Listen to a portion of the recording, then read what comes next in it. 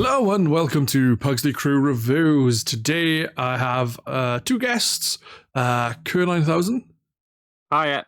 and Doomed Prinny. Hello. The film we are going to be discussing today is called Thanksgiving. It was released in 2023.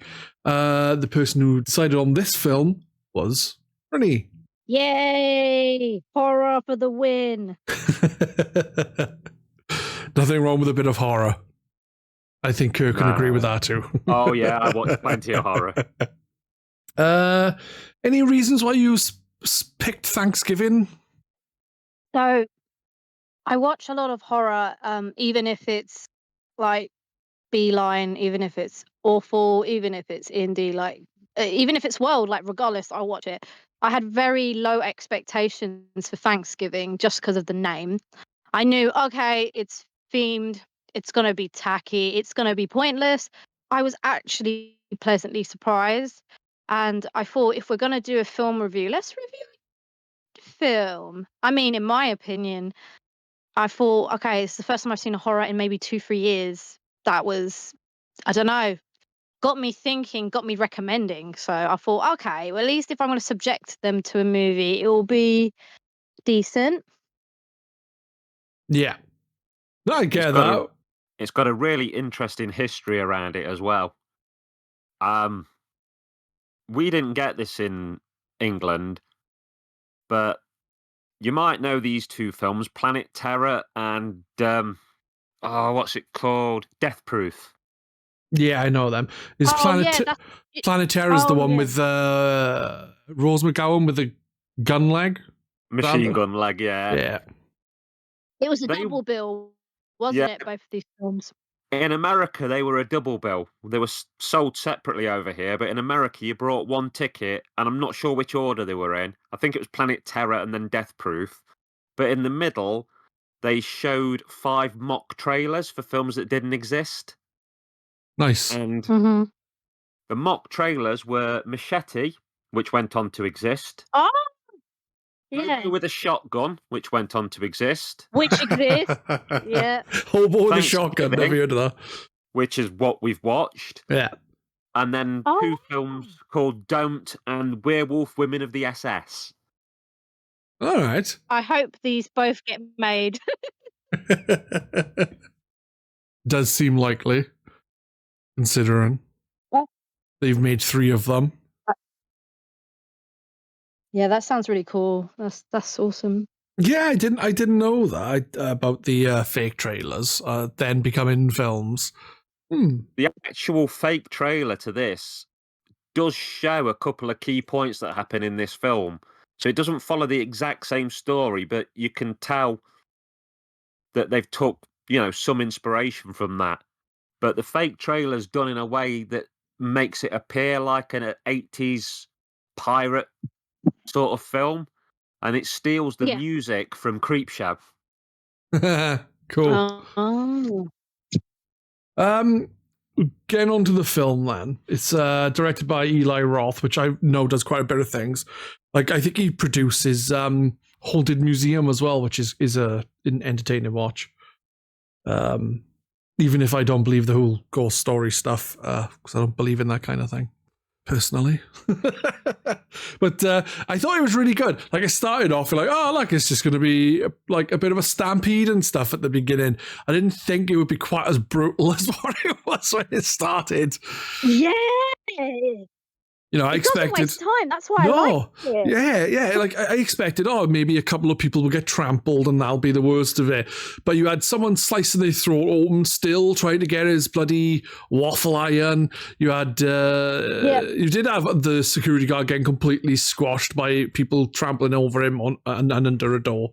And then you had the wife of the one guy who got smashed in the face with a trolley and then scalped. Yep. It was just like, wow. And obviously the one of the main characters who broke his arm.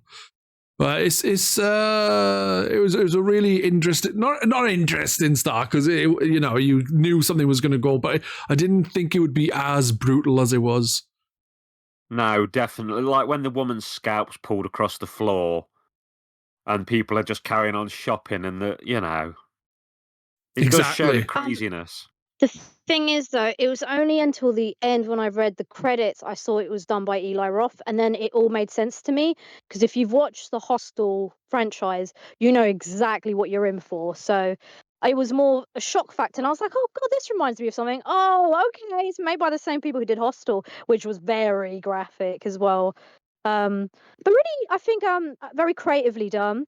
Yeah, I think obviously like it's taking the piss out of Black Friday clearly with the Yeah. what went on, because Oh, obviously yeah. stuff has happened at Black Friday, but I don't think it's ever gone quite to those lengths. No, apparently it is vicious in America. Like you said, not to this point, but people have got hurt. Yeah. But yeah, brilliant start to the film. Obviously, then people start getting. It's a year later.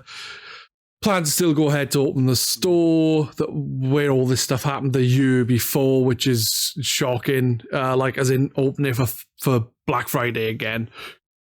Which is only a recent thing that the UK have been doing in the last like 5 or so years, something like that. Maybe a bit longer, but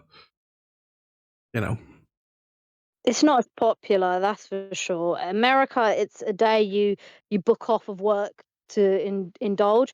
UK, we're just like, order something off Amazon and that's it. Yes, pretty much. I remember watching a news report that was online from somewhere. It's like, oh, it's going to be mad. It's going to be crazy. And when they open these stores at 6 o'clock, and then like 2 customers walked in. Yeah, I remember one like that.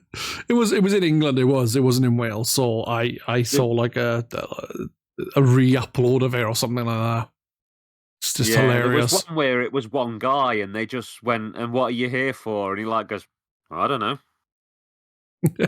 something might be cheap. Something that they want as well. Probably not.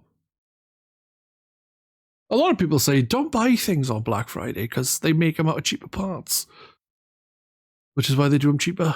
I don't know. Oh, Yeah. I think it's Didn't know that. mostly like old stock.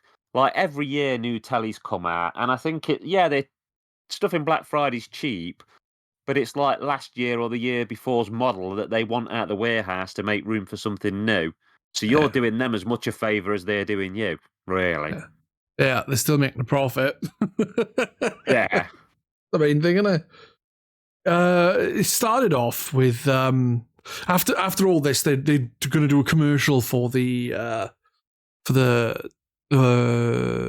store for the Black Friday sale, and obviously the house was ransacked and an axe was missing. I was like, oh, I wonder if we'll see that axe again. Yes, it was such a parody of every horror film you've seen, but I loved it. It was just very witty at times, actually, but Yeah. they were let you know that they're taking the piss through the whole film. Yeah, I think the simple over the topness kind of gave that away. That like it is kind of comedic in many ways, like just satirizing so much other horror films. Yeah, it reminded me a lot of Halloween, Scream, and I Know What You Did Last Summer. They're the ones it really... Yeah. Well, Scream, if I remember correctly, was kind of like a piss take of horror films anyway, wasn't it? Yeah. It was Wes Craven sort of looking at every horror that had been out and sort of taking the pee out of them and showing how they weren't that relevant nowadays. Yeah. And then it kicked off a massive franchise. Yeah. Yeah, shockingly. Yeah. Well, after not long after that one scene where the axe is missing. Oh, look, the theft, axe is missing, blah, blah, blah. It moves on to people in like a shop, and you see like a person in a mask. So you're like, right, well, that's obviously what the killer's going to look like if you hadn't seen like the promotional posters or anything. That's what it is. It's a pilgrim-looking guy. And then it cuts to the night after they've all left the shops and stuff. And the crazy woman who's like shouting and screaming on the Black Friday the year before is in the shop on her own in the cafe. And then the crazy Honestly, killer guy. Yeah. The crazy lady was my favorite person in this whole film. Everyone was She a made fucking such dick, a though. impression. If you know what I mean. No, they were all dicks, but she got the best. She got the best death, though. You got to admit, she made an impression. You remembered her when you see her again a year later, and then when she dies, you're like, "Wow, they really thought this through. How they want her to suffer." Yeah, she suffered with her face being stuck to a fridge and door or freezer door, and then half her skin gets ripped off her face and her hand. And then the death was great, though. I did laugh. I pissed myself laughing when, like, she's like climbing into a big, massive wheelie bin, like a industrial size wheelie bin. And she's climbing into it, and the car slams her. The lid closes down, and she gets cut in half. I laughed, especially when she gets bottom half is like stuck on top of fucking like a star or something. Just plop there, resting, chilling away, while the other half's underneath the murderer's hideout. But I really liked that because I just thought the death was great. The thing is, they were really, like I mentioned before, they're really creative. So they've kept it in line with, you know, the whole Thanksgiving thing. Obviously, we'll explain more of the deaths later on. But with her, because she's running away and all, oh my God, when they stick the head to the fridge, I was like, she's not getting away lightly. He's going to make her suffer. And there's a bit where you think she's almost going to escape. It's like, nah, you're dead, mate. Ooh, yeah. What do you think about that murder, Kerr? Do you think it was a good one? I do. I loved the stuck to the freezer by the face thing. That was brilliant. I really liked that. And I did like the fact she pulled herself off. And she did that thing where you start screaming at the TV. Because when she went in that room and was locked in, and then she comes to let us out, I was going, "Oi, bitch, why are you letting yourself out? Just fucking barricade that door and stay in there till morning." I was half thinking that too. But you know that the killer was probably going to break in somehow or trick her out. But it was like, how are you going to die? You're going to die, lady, but how? You did have an axe. You could have just cut the door down. Oof. Yeah, that's true. But one thing I liked is when she tried to use a phone and her hand's all fucked so she can't touch the screen properly to use it. And then she's trying to use facial recognition on her phone and it's just like not working because her face is half gone. And that's why it's easier to have an old phone that has buttons instead of a touchscreen. Yeah, the details were really thought out, like how screwed she was going to be. Yeah, at times like this, we really needed one of those Nokia phones. Yeah. A nice old Nokia 3330 or whatever they were called. I can't remember. 3310, something like that. A popular one with the different covers, yes. Yeah. I haven't had one of them since I was young, like a teenager. I think it was my second ever phone. I remember, before I had one of them, I had a flip phone. Do you like the one in The Matrix? I had one of them. Oh, yeah. Because I was fucking cool, man. It was a Razor, I think. I can't remember what it was. I think it was the Razor. I think my brother did the exact same thing for that exact same reason. Matrix. That's it. Yeah. Gotta be cool, man. Maybe. Obviously, like there's obviously exposition between things and you're learning about stuff. But like the main thing about these films obviously is the kills, and the second kill was also, it made me laugh. Like the kill wasn't like really gruesome or anything. The guy got stabbed. I can't remember if much else happened to him other than getting stabbed the security guard. Because obviously the killer is targeting people who he decided were the main issues with the incident that happened on the original Black Friday. And that was her because she was fucking crazy. two kids from a different school, which were also really annoying. The security guard, because he ran away. He ran, Yeah. And then obviously the main group of kids, because they got in early and everyone flipped out because of that. One thing I will say about this film is the amount of swearing in it. Literally, like, the security guard's going like, fuck. And like at the start, they're just shouting and swearing, fuck you, you cocksucker, shit like that. I don't care. I just thought it was funny. Like, they swear worse than I do. But I like the security guard when he died. I remember him just being like stabbed in the chest from underneath with a turkey carver, I think. Mm-hmm. And then obviously they cut his head off to put around the table for the Thanksgiving Day feast, so to speak. But what I really liked about that entire thing was after the security guard is killed, the guy feeds the cat and then like gives the cat a little stroke and it's like, see, you know, he's clearly not a bad guy. He's feeding the cat. Yeah, it shows a shred of humanity, yeah. I just thought it was funny. It's like, he just murdered someone. He's about to leave. He turns around, sees the cat, and goes, actually, I'll feed the cat because the cat's not going to have any food. It's great. Did any of you predict who the killer would be? Nah. No, I didn't. So that you get red herrings in a film, and I really, really thought it was the girl's new boyfriend. I really thought it was him, and I thought even if it's not him, he's an accomplice. Yeah, but no, that completely threw me off. He was just creepy. That's it. I thought he would have been an accomplice, or the boyfriend and the ex-boyfriend worked together for a while. But I did earlier on in the film say who the killer was and was right, but then I changed my mind completely and I thought it was two people. The only reason why I thought it was certain people as well is because the killer was quite short. Yeah. Which is why I thought, well, it can't be the new boyfriend because he is taller than everyone else there. Whereas the killer is shorter than like most of the women. I thought it was the ex-boyfriend because I thought it was going to be a thing where, you know, his arm was fucked up so he couldn't play baseball anymore.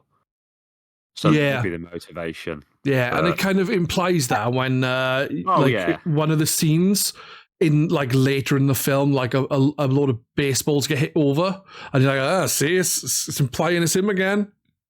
But red herrings. They were really clever about it. Yeah. Because he disappears off the scene for a long time. And then there was the ex-manager of the store who has his own vendetta because his wife gets killed in the stampede. But you don't see him again for like, 3/4 of the film. And then he appears and it's like, nah, it's not going to be this guy. No. It's too obvious. Again, and also, for me, the height. The height is the thing that was the main thing for me. I said to the missus, because we watched it together, I said, it's clearly someone who's short. And there was a few short people, so it was obviously one of them. So it's either a short man or a short woman, but it's someone short. And that was my thoughts on who the murderer was. I'm just glad I clocked it and then changed my mind. I was like, nah, it can't be. It's got to be one of these other people. And I was right originally, but then it don't count because I got it wrong by the end. So that's on me. And the missus poisoning my thoughts, going, it's not the killer, this person is. Nah, I'm joking. One thing that I liked was the parade scene, like the whole someone just randomly gets their head cut off, and then a big part of like a parade float goes into the back of a driver's head and out through their face, and their face goes all weird looking. But the one I don't know how I feel about it is the killer has a specific dress code in this film. Yeah, they're always dressed as that pilgrim person, but in the murder scene, in that fucking big clusterfuck of death, they dressed up as something else, and I was like, A clown, yeah. that goes against the rules of the genre, changing the look for one Moida scene. You know what I I mean? actually plucked that clown straight away, and I went, "Did you see that clown?" To my missus, I went, "He was fucking creepy. Yeah, it was a If creepy he's clown. not something to do with it, then they should make him a villain." And then by the Yeah. time I'd finished saying it, he was killing. Yeah, it was definitely okay, creepy clown, yeah. but it's kind of like, you've wore a specific outfit, you fucker. You can't put on a clown costume all of a sudden. That's like Ghostface in Scream going around murdering people as Ghostface, and then halfway through the movie going, nah, I'm going to dress up as, I don't know, Popeye. You know, a spooky Popeye. I think it was a good move that it took you by surprise, though. Yeah. And I think sometimes with these horror films, you've got to break a few rules. Because if you follow all the sort of convictions and rules and the tropes of the genre, yeah, you become too predictable. So when you had a super creepy clown, it kind of implies that there's a super creepy clown for a reason. Then again, a lot of people will think whatever the clown looks like, it's going to be creepy. yeah, it's amazing how many people are scared of clowns, really, isn't it? It's Yeah. probably got Stephen King to blame for that. Help. No. I mean, we got things like this. They do kind of reinforce that little fear. But Yeah. I mean, I'm not scared of clowns. I'm just saying, I see where they're coming from. They've got makeup on. You don't really know what's going on, and they're just that they throw their voices. It can be quite jarring. I'm not really. I'm trying to think of horror films, but like I think there's Killer Clowns from Outer Space. Yeah. It, and then there's Clown House. Clown House. I'm not familiar with, and then there's the more recent ones, Terrifier. With Art the Clown. Art the Clown. Yeah. So. House was 1,000 Corpses. Oh yeah, I haven't seen that. I need to watch that. Oh, that is also very gory and a lot of swearing, so you might like that quite a bit. Cool. But, Clown House was by that guy that did Jeepers Creepers. I remember Jeepers Creepers. It's a shit old film. And most of it is young lads running around in their underpants. And I don't know if you know this, but the guy that directed Jeepers Creepers, who directed Clown House, is a convicted paedophile. Well, shit, I didn't know that. I didn't know that. So if you want to watch anything of his, pirate it, because it's morally right, in my opinion. I agree. But he doesn't deserve money. Yeah, agreed. He made a film for Disney as well called Powder, about a child with supernatural powers or something. Yeah. That film is fantastic. That was after he was convicted. After he was convicted? Yeah. He was convicted. It's a fantastic film. Oh, God. For abusing one of the lads that was in Clown House. And when Powder came out, the lad from Clown House and his family turned up at the premiere and picketed it and stuff. But yeah, it seems to really have gone underground, and people don't seem to realise or want to realise that he's a convicted paedophile. I mean, yeah, it's wrong. I didn't even know I'll be that. honest, I don't think he's got much of a career. To be fair. Powder, I just watched by chance many years ago on a recommendation, and it was fantastic. But again, I never paid attention to who did the film or anything. And Jeepers Creepers, like I said, I watch any type of horror film.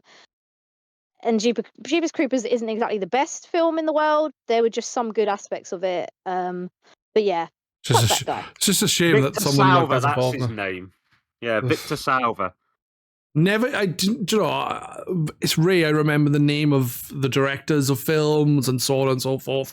I've been paying more attention with this now, doing the podcast, because I've started putting the information in the YouTube videos for the layout of the podcast.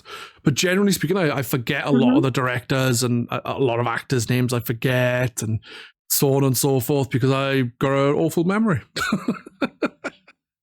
Just the way I am. It took me the whole 5 minutes of talking about this for his name to suddenly come back into my head. So Right. This is one of my favorite bits of the film, right? We're getting close to the end. Right. Obviously, there's a couple of more murders we should talk about. Like, the thing is the one guy gets killed, right? But I was going to speak about something else that I really enjoyed. But the guy from the other school who was like a massive dickhead, he gets killed by having his neck broken. There was nothing particularly interesting about that. What was the fun bit was where the cheerleader was like bouncing up and down on a trampoline. And the guy just sticks knives up through the fucking bottom of it. Oh, yeah. That was funny. I did laugh at that. I was a little disappointed. I was hoping to see some nudity from some other people in there. I'm joking. That is actually in the Grindhouse trailer. Is but different actors. Yeah. Do you know what a death splits is? It's where they jump up and spread their legs totally apart. Yeah. In the trailer, she does one of them, Ow. and the knife goes in the hoo-ha. Yay? So this was tamer. No, it goes in her side, in her head or something in this, but it's clearly definitely in the hoo-ha in the Grindhouse trailer. Shit.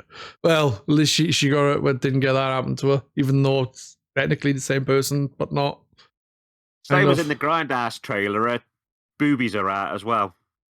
All right, fair enough. Yeah. Just mellowed it down a bit. Yeah, it's fair enough. It's violent enough. We don't need to see boobies as well. Or do we? Who knows?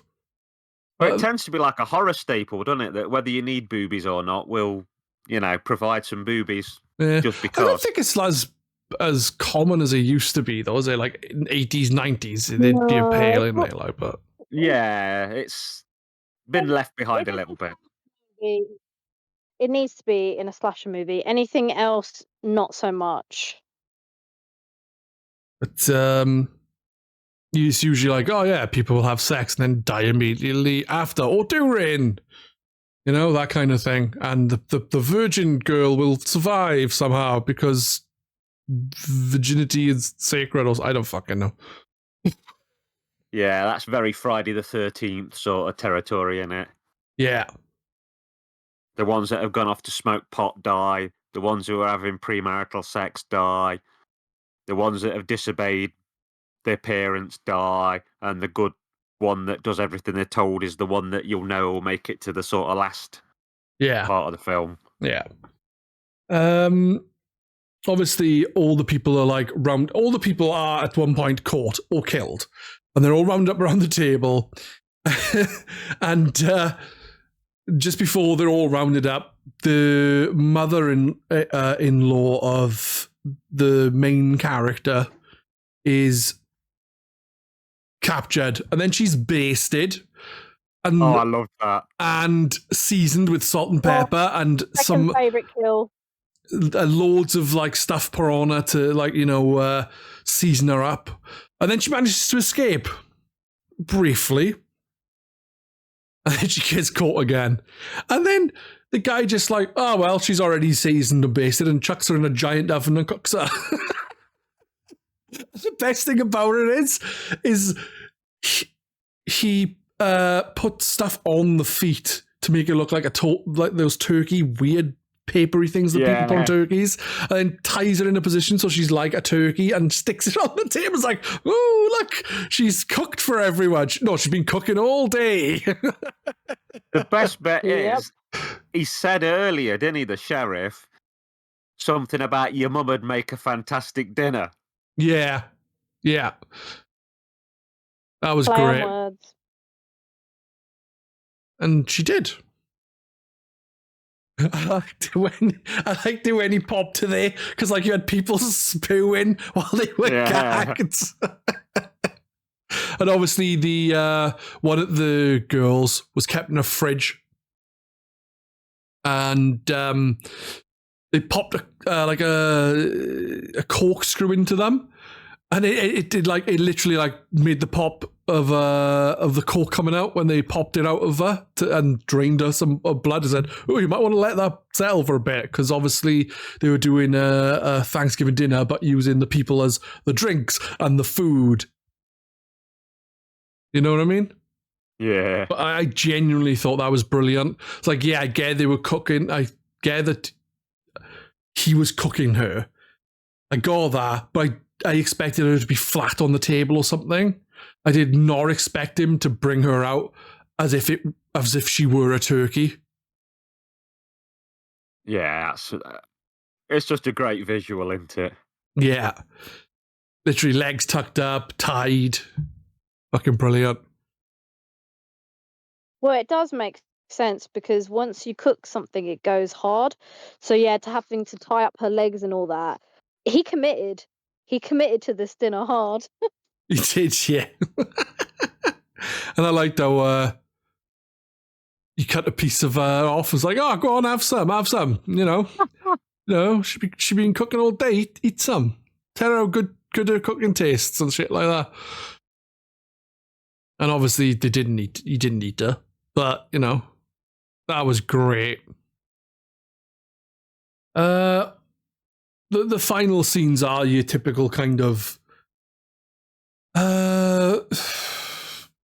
kind of tropey in the sense of they figure out who the killer was. It turns out it wasn't the killer.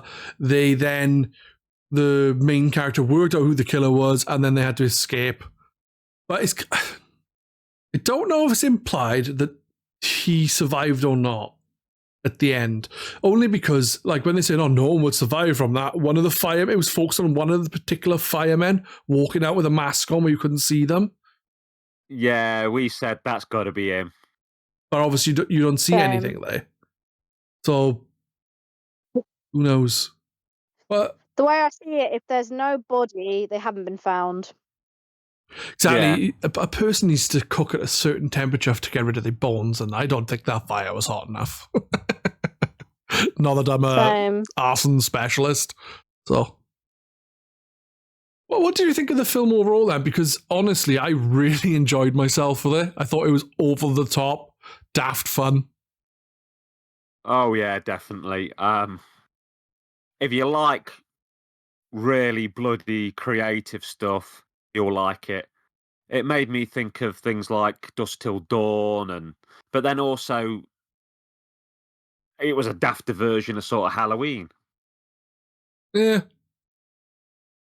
It kind of did it did take things from other films, I guess, but it kind of either ramped up the gore to silly amounts or it just really took the piss. But in a kind of a subtle way, it didn't just outright be look at this. This is from something else, but funnier. It's kind of more subtly, but still over the top, so you get a bit of a laugh out of it at the same time. Yeah, like I said, it was kind of a really one-off me jumping into this film, but I think it's a really good example of not using A-class actors and achieving a fantastic film just by really good ideas and script. I think I only knew maybe two of the actors in the film, the guy who ended up being the killer, and then the man who owns the actual company which is doing the Black Friday sales. Yeah, a lot of great ideas. Yeah, the sheriff's Patrick Dempsey, isn't it? And I'm pretty sure that he worked for well under his usual fee because he wanted to be in a horror film. All right. Which, kudos to him. It's I don't know if you've ever seen, but there's an Arnold Schwarzenegger film called Maggie that's about his daughter being bit and turning into a zombie. And apparently he did that for sod all because he wanted to do a type of film because basically all of that film is about him talking to his daughter before she changes, and it's sentimental in a way. And he just wanted to do something that wasn't busting through doors with Uzis. And I just love when actors think beyond the money. they think about their legacy and Yeah. I mean, let's be real. Like for Patrick Dempsey, he's typecast as kind of the romantic yeah. person. So yeah, you're right. He had to offering to do it for a low fee is the only way he could kind of get out of being typecast. And I to be honest, like I said, I didn't expect him to be the killer. So that was a pleasant surprise. And when you find out his reasons, that really shocked me when you find out the twist of I don't want to spoil, but yeah, the main reason why he wants revenge on everyone. I was like, whoa, where did that come from? Okay. But he did a Yeah. good job. Really good job. Well, you'd hire him for a horror film after this one, wouldn't you? You wouldn't worry about it No, again. 100%. He's shown his skill. He just did a fantastic job. And you didn't need a massive budget. And I think that's another thing that Eli Roth did really well with when he did the Hostel franchise. They all looked very low budget and they succeeded fantastically. Because of their ending, I'm thinking there might be a Thanksgiving too, but I don't know. It would be nice, but again, I wouldn't push for it. I just thought this was a complete film. Like I watched it and was like, this was perfect. Yep. I would agree. I don't think it needs a sequel. They could do one, I guess, but you kind of don't need it. Like there's no need. And maybe they'll just do the next two films. I don't know who directed the other two films. I think it was in Machete. I can't remember. I'm awful, like we said, remembering people. But I think that basically I'm hoping that the other two films might get made because it sounds like they're making some good films from the fake trailers. Yeah. But who knows? I guess we'll see. Would you recommend this film, guys, before we jump off? Oh, definitely. Yeah. Yeah. I also would recommend this Go on, film. Kate. I always like to watch things in double feature. If you've got the time, watch two films. There's actually a film starring Bruce Campbell called Black Friday. So, What? Black Friday. Campbell, I have to watch it. And then this, I think, would make a good sort of Black Friday, Thanksgiving weekend double feature. Guess we'll be watching Black Friday soon then. You can take part as well if you want, Prinny. Gotta watch a Bruce Campbell film. I know, that's not a chore. That's a pleasure. Is there anything you would like to plug, Prinny, before we jet off? No. Well, if you want to know more about my wacky adventures in life, feel free to follow me. I am active on Twitter / it's called X now, but it's my tag is then it's Hades_Kitty because Doomed Prinny was already taken. You can also find me on Twitch as Doomed_Prinny. And then I've got like a link tree to my YouTube and all that, which is on my Twitter. So yeah, if you want to talk about horror movies, JRPGs, hit me up. Yourself, Kerr? You got anything you would like to plug? Well, I'm on Twitter or X or whatever you want to call it, and Blue Sky and Mastodon and YouTube all as Kerr9000. And if you're into horror like this, I've got something like 160 odd horror-based videos on YouTube.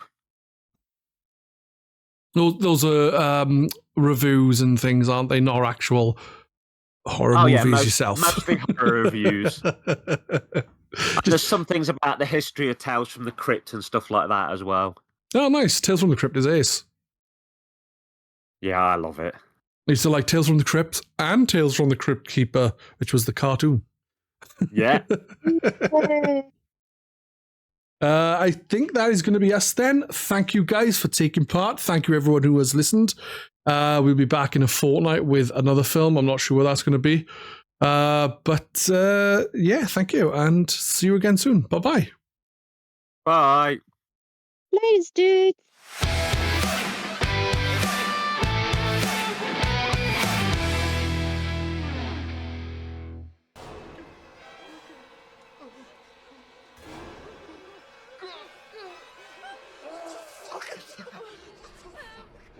had any way to thank Kathleen?